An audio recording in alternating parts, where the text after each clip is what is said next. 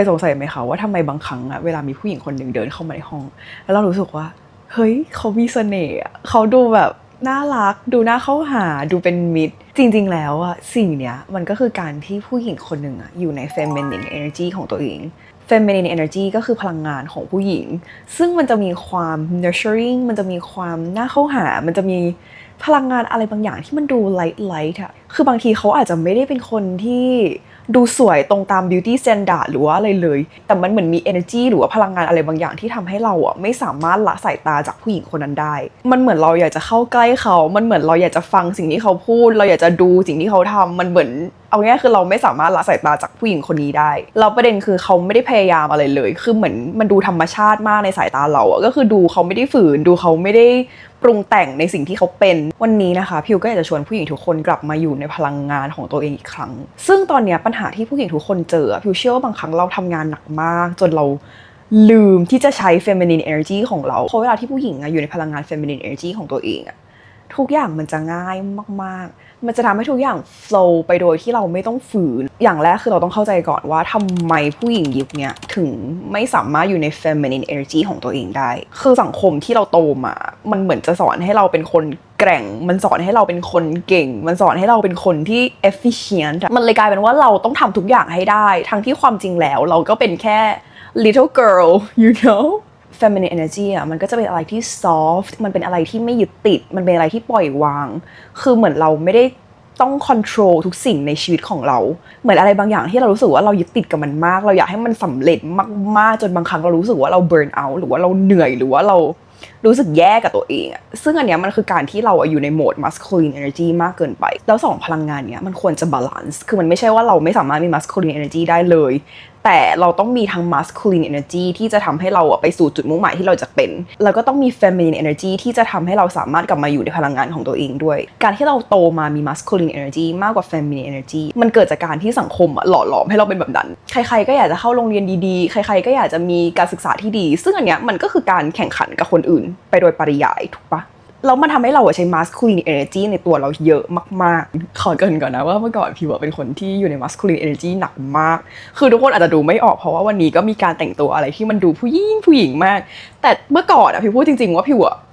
masculine energy มากคือพิวจะมีความแบบไม่เป็นไรเดี๋ยวฉันทำเองเดี๋ยวฉันจัดการเองเธอไม่ต้องยุ่งคือสมมติอะไรบางอย่างที่พิวจะให้มันออกมาดีพิวจะไม่ค่อยกล้าให้คนอื่นทำให้เพราะพิวกลัวว่ามันจะไม่ดีเท่าที่พิวทำเองซึ่งอันเนี้ยมันคือการ control มันคือการที่เราไม่ปล่อยวางอะไรเลยมันคือการที่ฉันจะต้องทำทุกอย่างด้วยตัวของฉันเองถามว่าเหนื่อยไหมเหนื่อยแต่ก็ไม่ปล่อยวางไงก็เหนื่อยก็ไม่เป็นไรก็ฝืนต่อไปเรื่อยๆตั้งแต่พิวรู้จักเรื่อง feminine energy พิวรู้สึกว่าชีวิตพิวเปลี่ยนไปมากๆซึ่งมันก็คือแค่ว่าพิวใช้พลังงาน feminine energy ของพิวมากขึ้นจากที่ตอนเมื่อก่อนไม่ใช้เลยไม่รู้จักด้วยว่า feminine energy คืออะไรสิ่งสำคัญก็คือเราจะต้องบาลานซ์สองพลังงานนี้ไม่ใช่ว่าใช้พลังงานใดพลังงานหนึ่งตลอดเวลาคือจะใช้ feminine energy อย่างเดียวก็ไม่ได้แปลว่าจะดีมันเหมือน flow มันเหมือน soft เกินมันเลยต้องการความแข็งของ masculine energy เข้ามาบาลานซ์มันไม่สามารถมีอันใดอันหนึ่งได้แต่ว่ามันคือการที่บาลานซ์ทั้งสองฝั่งโอเคเดี๋ยวเราจะมาเช็คกันนะคะว่าตอนนี้เรากำลังอยู่ในโหมด masculine energy หรือว่าอยู่ในโหมด feminine energy มากกว่ากันถ้าเกิดว่าตอนนี้ทุกคนกำลังอยู่ใน masculine energy ทุกคนจะรู้สึกว่า1ทุกคนต้องควบคุมทุกอย่างให้เป็นไปตามที่ตัวเองต้องการสมมติคนอื่นบอกว่าเขาอยากทำอย่างนี้แต่เราก็จะรู้สึกว่าไม่เอา อย่าทำไม่ให้ทำฉันต้องการให้เธอทำแบบนี้ไม่ใช่แบบนั้นมันก็จะเป็น energy ประมาณว่าเราอยากจะ control ทุกสิ่งทุกอย่างที่คนอื่นทำก็จะต้องเป็นไปตามที่เราอยากจะให้มันเป็นอย่างที่2คือเรากลัวว่าเราจะดูอ่อนแอในสายตาคนอื่นจะมีใครเห็นฉันอ่อนแอคือไม่ได้เลยฉันจะต้องดูเก่งฉันจะต้องดูฉลาดตลอดเวลาอย่างที่3คือเราใช้สมองเราใช้ตรรกะเยอะมากกับทุกๆอย่างแต่เราไม่ค่อยใช้ feeling ของตัวเองเลยทุกอย่างจะต้องเป็นไปตามทฤษฎีหรือว่าความน่าจะเป็นหรือว่าอะไรก็แล้วแต่ที่มันต้องใช้สมองอย่างที่4เรารอไม่เป็นถ้าสมมติเรารู้สึกว่าเราจะต้องรอใครบางคนหรือว่ารออะไรบางอย่างเราจะรู้สึกว่าโอ๊ยเดี๋ยวทำเองก็ได้ขี้เกียจรอละอันเนี้ยมันก็จะมีความ masculine อย่างที่5คือเราขอความช่วยเหลือจากคนอื่นแล้วเรารู้สึกผิดสมมติว่าเราต้องการให้ใครบางคนช่วยเรายกของอะไรบางอย่างที่มันหนักมากแล้วเรารู้สึกผิดมากที่เขาจะต้องมาช่วยเรา แต่ว่าลึกๆก็คือยกเองไม่ไหวนะแต่ก็รู้สึกผิดบ้างเหมือนกันที่จะต้องมีคนนึงมาช่วยเราใครที่ตอนนี้มี1ข้อหรือว่ามีครบ5ข้อเลยก็คือมันเป็นสัญญาณเล็กๆว่าตอนนี้เรากำลังอยู่ใน masculine energy นะแล้วมันอาจจะทำให้เรารู้สึกเหนื่อยรู้สึก burn out ได้ในคลิปเนี้ยพิวก็จะมาพูดถึงวิธีที่จะทำให้ทุกคนอ่ะสามารถ shift พลังงานของตัวเองจาก masculine energy ไปเป็น feminine energy ได้โอเคมาเช็คต่อถ้าตอนนี้เรากำลังอยู่ใน feminine energyสิ่งที่เรากำลังเป็นคือ 1. เรากล้ายอมรับสมมติว่ามีคนมาติเราหรือว่ามาว่าเราอะไรเงี้ยเราก็อ๋อโอเคไม่เป็นไรก็คือเป็น energy feel นั้นว่าประมาณว่าปล่อยวางอย่างที่2คือเราฟังเสียงตัวเองว่าตอนนี้เรากำลังรู้สึกยังไงรู้สึกเหนื่อยไหมรู้สึกว่ามันฝืนเกินไปไหมหรือว่าตอนนี้กำลังรู้สึกดีมากมีความสุขมากก็คือฟังเสียงในใจของตัวเองว่าตอนนี้เรากำลังรู้สึกยังไงแบบจริงๆอย่างที่3คือเรามีความไว้วางใจในคนอื่นคือสมมุติว่ามีคนเขาอยากจะช่วยเหลือเราในอะไรบางอย่างเราไม่ได้รู้สึกว่าเราจะต้องไปบังคับเขาหรือจะต้องไปสั่งเขาให้ดูตามนี้เป๊ะก็คืออาจจะให้ direction เขาอะไรบางอย่างแต่ไม่ได้รู้สึกว่ามันจะต้องเป๊ะทุกอย่างตามที่เราต้องการอย่างที่4คือการรู้จักพักโดยที่เราไม่ได้รู้สึกว่ามันเป็นสิ่งที่แย่เวลาพักก็คือพักจริงๆไม่ได้มานั่งกังวลเรื่องงานไม่ได้กังวลว่ามันจะเกิดอะไรขึ้นดื่มด่ำกับการพักผ่อนแล้วก็เห็นความสวยงามในชีวิตในแบบที่มันเป็นก็คือใครมีครบ4ข้อเนี่ยคือพิวบอกเลยว่าตอนนี้กำลังอยู่ใน feminine energy แบบเต็มเปี่ยมคลิปนี้อาจจะไม่ต้องดูต่อแล้วนะตอนนี้ใครที่ทำแบบฝึกหัดเสร็จแล้วนะคะแล้วก็รู้แล้วว่าตัวเองกำลังอยู่ในโหมดไหนมากกว่าถ้าตอนนี้เราเป็นผู้หญิงที่อยู่ใน masculine energy อยู่มันจะทำให้เราเครียดมันจะทำให้สมองของเราอยู่ในโหมด fight or flight ซึ่งโหมดเนี้ยความอันตรายของมันคืออะไรรู้ปะมันคือโหมด survival มันคือโหมดเอาตัวรอดมันเป็นโหมดที่ทำลายเซลล์ในร่างกายของเราเพราะว่าร่างกายเราเครียดสะสมเป็นระยะเวลานานมันจะทำให้เราไม่สามารถ connect กับ feminine energy ได้เพราะว่าตอนนี้กำลังอยู่ในโหมด fight or flight ที่เป็นโหมดเอาตัวรอดคือฉันจะต้องสู้สุดชีวิตโอเคถ้าตอนนี้เรากำลังมี masculine energy มากกว่า feminine energy เราจะสามารถฝึก feminine energy ได้ยังไงอย่างแรกเลยคือการยอมรับในสิ่งที่มันเป็นคือเราไม่จำเป็นจะต้องบังคับทุกๆอย่างในชีวิตของเราให้เป็นไปตามแบบที่เราต้องการคือมันสามารถมีข้อผิดพลาดได้คือมันสามารถมี mistake ได้มันไม่ใช่ว่าถ้าเกิดมีข้อผิดพลาดปุ๊บเราจะไม่สามารถแก้ไขมันได้คือเราต้องรู้จักเปิดพื้นที่ให้คนอื่นเขาเป็นอย่างที่เขาอยากจะเป็นบ้างให้ตัวเองเป็นอย่างที่ตัวเองอยากจะเป็นบ้างไม่ใช่บังคับทุกอย่างเพราะว่าในความเป็นจริงคือมันยากแค่ไหนอะทุกคนที่จะทำให้ทุกอย่างมันเป๊ะตลอดเวลาอะไรที่มันผิดพลาดเราก็แค่โอเคไม่เป็นไรไม่ต้องโมโหไม่ต้องวีนไม่ต้องโวยไม่ต้องอะไรทั้งสิ้นปล่อยให้มันเป็นไปตามธรรมชาติบ้างก็ได้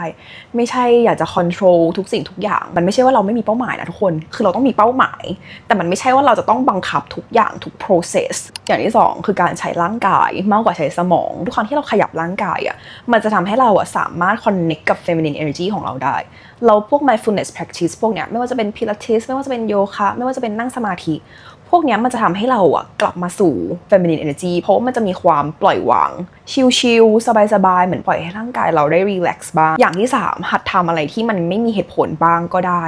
คือเราแค่ทำมันเพราะว่าเราชอบบ้างก็ได้อาจจะแค่จุดเทียนเพราะว่ามันให้กลิ่นหอมในบ้านหรือว่าอาจจะแค่แต่งตัวสวยๆเพราะว่าเราอยากจะมองตัวเองในกระจกแค่นี้ก็ได้คือเราไม่ได้จำเป็นจะต้องทำสิ่งเหล่านี้ให้ใครดูหรือว่าโชว์ให้ใครดูแต่เราทำมันเพราะว่าเรารู้สึกดีเราทำแล้วเรารู้สึกดีกับตัวเองทุกวันนี้เวลาพิวกลับบ้านพิวจะจุดเทียนทุกครั้งพิวรู้สึกว่ามันมีความ feminine energy มากๆนะการที่เราเหมือนทำห้องของเราให้มันสวยงามทำให้มันมีดอกไม้มีแบบคอร์เนอร์เล็กๆจุดเทียนอ่านหนังสือคือพิวรู้สึกว่าอะไรพวกนี้มันทำให้พิวรู้สึกผ่อนคลายมันคือคำว่ารู้สึกผ่อนคลายแล้วได้กลับมาอยู่กับตัวเองจริงๆหลังจากที่เราทำงานหนักมาทั้งวันซึ่งสิ่งเหล่านี้มันเป็นสิ่งที่เราสามารถทำได้มันไม่ใช่ว่าเราจะต้องไป spend เงินอะไรมากมายเลยเราแค่ทำสิ่งที่เราชอบจัดดอกไม้แต่งตัวอ่านหนังสือจุดเทียนหรือว่าอาบน้ำสครับผิวมาร์กหน้าพิวรู้สึกว่าอะไรเหล่านี้มันก็คือการที่มันจะทำให้เราเพิ่ม feminine energy ในตัวของเราได้แล้วหลายๆคนก็อาจจะสงสัยว่าเฮ้ย feminine energy มันจะพาเราไปสู่ความสำเร็จได้ยังไงในเมื่อมันดู soft มากๆมันดูไม่สามารถเอาง่ายๆคำตอบก็คือเราต้องใช้ masculine energy ด้วย masculine energy เป็นพลังงานที่ดีมากๆนะไม่ใช่ว่าเป็นพลังงานที่ไม่ดีแต่ถ้าเราอยู่ใน masculine energy 100% หรือ 90% คือมันเยอะเกินมันคือคำว่าไม่สมดุลคือเราต้องใช้พลังงานเนี่ยทั้ง2 อย่างเราใช้ masculine energy เพื่อโฟกัสเพื่อที่เราจะมีวินัย เพื่อที่เราจะไปสู่จุดมุ่งหมายที่เราอยากจะให้มันเป็นแต่เราใช้ feminine energy เพื่อพักผ่อนเพื่อเติมพลังคือในทางของสมองนะคะเวลาที่เราสลับจาก doing mode หรือโหมดที่ทำอย่างเดียวมาเป็น being mode ก็คือเป็นโหมดที่พักผ่อนระบบประสาทสมองของเราจะ reset แล้วมันจะทำให้เราสามารถฟื้นฟูร่างกายได้ดีกว่าเดิมผู้หญิงที่เก่งมากๆเขาจะมีพลังงาน2 อย่างนี้ร่วมกัน masculine ก็คือเป็นพลังงานที่เขาใช้ในตอนทำงานส่วน feminine energy ก็คือเป็นพลังงานที่เขาใช้ในตอนที่เขาพักผ่อนคือทุกคนรู้ป่ะอย่างตอนเนี้ยสิ่งที่พิวใช้อยู่ก็คือ masculine energy นะมันเป็นพลังงานที่พิวจะต้องทำพิวจะต้องพูดพิวจะต้องแพลนพิวจะต้องวางแผนแต่ at the end of the day พิวก็คือพักแบบพักจริงๆซึ่งพิวรู้สึกว่ามันยากมากๆสำหรับหลายๆคนที่บางครั้งเรารู้สึกว่าเวลาทำงานก็คือทำงานนะแต่เวลาพักมันกลายเป็นว่าเราก็จะคิดถึงเรื่องงานตลอดเวลาพิวอยากให้ทุกคนลองเหมือนกำหนดกับตัวเองว่าโอเคหลัง1 ทุ่มฉันจะไม่ทำงานแล้วมันเป็นเหมือน boundaries ที่เรามีให้กับตัวเองว่าหลัง1 ทุ่มเราจะไม่ทำงานแล้วแต่จริงๆจะเป็นเวลากี่โมงก็ได้นะคะเอาที่ทุกคนสะดวกเลยแต่ว่าขอให้มั่นใจว่าหลังจากเวลานั้นทุกคนจะไม่นึกถึงเรื่องงานแล้วจริงๆแล้วหลายๆครั้งที่เราแค่พักผ่อนเนี่ยแหละมันจะทำให้ไอเดียอะไรบางอย่างที่มันบันเจิดมากๆไหลเข้ามาสู่ตัวเราพิวเป็นบ่อยมากนะหลายครั้งมากๆที่บางครั้งพิวก็แค่นั่งเล่นหรือว่าพิวก็นั่งชิลทำอะไรของพิวสักอย่างหนึ่งที่แบบไม่ได้คิดเรื่องงานไม่ได้คิดอะไรเลยแต่อยู่ดีๆมันมีไอเดียอะไรบางอย่างที่พิวรู้สึกว่าแบบเฮ้ยมันดีมากๆแล้วไอเดียเนี้ยมันไม่สามารถมาได้ในตอนที่พิวอยู่ในโหมดที่มันเครียดfeminine energy แบบง่ายๆสรุปสั้นๆเลยก็คือการที่เรามีความสุขแบบที่เราไม่ต้องไล่ตามพิวมั่นใจว่าทุกคนเคยได้ยินประโยคนี้ you don't chase you attract คือ when you don't chase you literally attract คือ masculine energy มันเป็นพลังงานที่เรารู้สึกว่าโอเคฉันทำได้และฉันจะต้องทำมันให้ได้ส่วน feminine energy มันคือพลังที่เรารู้สึกว่าเรารู้ว่ามันจะมาเองเราใช้พลังงาน masculine เพื่อลงมือแต่เราใช้ feminine energy เพื่อยอมรับพิวเชื่อว่าผู้หญิงทุกคนมีความ soft ในแบบของตัวเองคือมันไม่ใช่ว่าเราจะต้องไปเป็นคนอื่นที่ไม่ใช่ตัวเราไม่จำเป็นจะต้องแข็งแกร่งตลอดเวลาเราไม่จำเป็นจะต้องเป็นคนที่ถูกตลอดเวลาเราเป็นคนผิดบ้างก็ได้มันโอเคที่จะเป็นคนผิดบ้างในบางสถานการณ์เพราะถ้าทุกคนกลับมาอยู่กับตัวเองได้กลับมา reflect กับตัวเองได้ทุกคนจะดูเลยว่าเสน่ห์ที่แท้จริงมันคือการทำให้ตัวเองมีความสุขในแบบที่ทุกอย่างมันเป็นก่อนจบคลิปนี้เหมือนเดิมนะคะพิวก็มีการบ้านให้ทุกคนทำอย่างแรกให้ทุกคน list สิ่งที่ทุกคนชอบทำ3 อย่างคือไม่ว่าจะเป็นจัดดอกไม้ไม่ว่าจะเป็นอ่านหนังสือไม่ว่าจะเป็นฟังเพลงซอฟต์หรือว่าไปนวดอะไรก็แล้วแต่ที่มันทำให้ทุกคนรู้สึกดีlist ออกมาให้หมดเลยอย่างที่2คือการฝึกพูดว่าได้ค่ะขอบคุณค่ะแทนการพูดว่าไม่เป็นไรพิวพูดเลยนะว่าสิ่งนี้เปลี่ยนชีวิตพิวมากตั้งแต่พิวพูดว่าได้ค่ะขอบคุณค่ะชีวิตคือสบายขึ้น1,000,000%อย่างที่3ให้ทุกคนเลือก mindfulness practice มาทำนะคะไม่ว่าจะเป็น pilates ไม่ว่าจะเป็นโยคะให้ทุกคนลองฝึกทำอะไรแบบนี้ดู